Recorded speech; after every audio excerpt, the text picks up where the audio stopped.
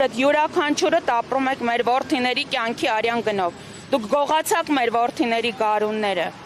Իսկ դուք որևիցե մի օր եկել եք որևէ մեկից դուռը թակել եք, որ հարցնեք, ասեք, ծնող ջան, ինչ ես զգում, ինչի կարիք ունեք, թեպետ փառք Աստծո, ոչ մի բանի կարիք չունենք։ Մենք մեր որդիներին ենք ուզում։ Խի պետքա 40 տարեկանում մարդիկ լինեն մեծ ցավերի տեր։ Ինչ է նշանակում, այնտեղ ինքը գնա մեզ խայտարականի, այստեղ գա ասի շնորհակալություն։ Ինչի համար, որ այսքան հազարավոր ինվալիդ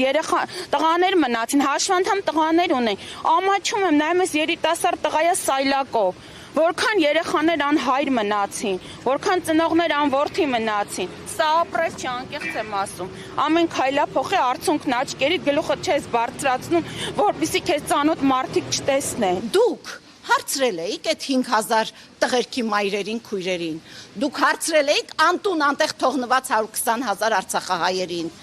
Դուք հարցրել էիք անհետ կորածների ծնողներին։ Եվ ընդհանրապես արժանապատիվ հայից դուք հարցրել եք, դա էլ մեր ընթացակարգն է։ Հարցրել եք մեզանից, որ գնում եք շնորհակալություն եք հայտնում։